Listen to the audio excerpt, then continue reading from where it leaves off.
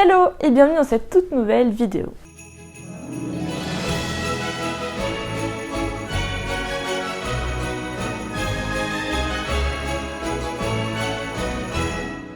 Aujourd'hui nous sommes le 17 décembre et comme tous les jours de ce mois de décembre, nous allons ouvrir une nouvelle case du calendrier de l'Avent du savoir.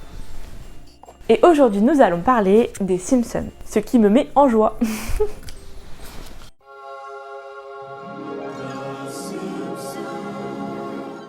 Bon, qui ne connaît pas les Simpsons? Honnêtement, je pense que c'est impossible que personne ne connaisse les Simpsons. C'est l'une des séries télévisées les plus populaires au monde. Les Simpsons ont été diffusés pour la première fois sur la chaîne télé américaine Fox le 17 décembre 1989.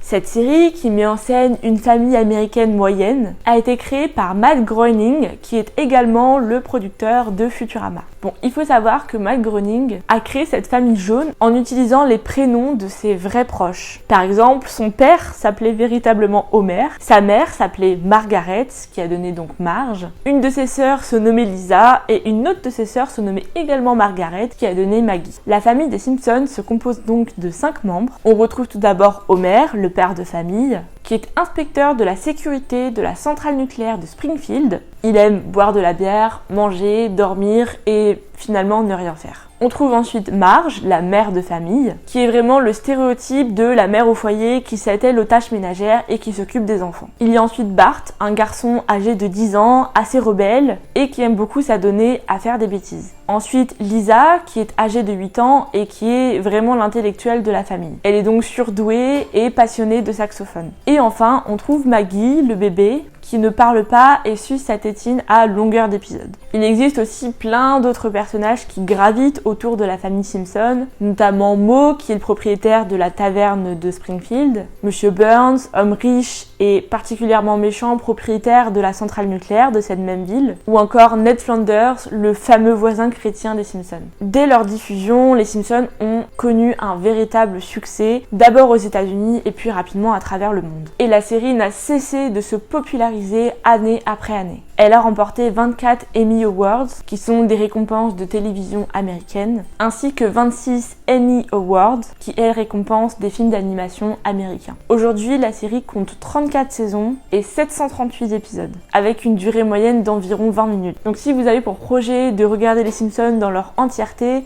bon courage et vous feriez mieux de commencer maintenant. D'ailleurs, sachez que si les Simpsons sont de couleur jaune, c'est pour attirer l'œil du spectateur lorsqu'il zappe sur sa télé, ce qui permet de très rapidement reconnaître la série. Également, cette série a été créée sur un véritable coup de tête. En effet, Matt Groening a créé les Simpsons seulement quelques minutes avant un rendez-vous avec ses producteurs pour éviter que ces derniers lui retirent les droits d'auteur d'une autre série qu'il réalisait à l'époque qui s'appelle Life in Hell. Également, les Simpsons est la série ayant accueilli le plus de célébrités. On a notamment pu y apercevoir George Washington, le groupe Aerosmith,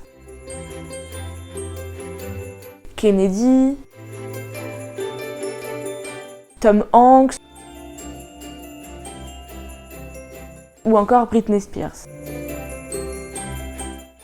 Et la liste est longue, on pourrait continuer comme ça pendant des heures. Vieux de 33 ans, les Simpsons continuent de traverser les générations et d'être appréciés de plus en plus par les téléspectateurs. Le film Les Simpsons, qui est sorti en 2007, a été un véritable carton, ce qui montre la popularité de cette série, dans laquelle beaucoup de personnes, notamment de classe moyenne américaine, peuvent s'identifier.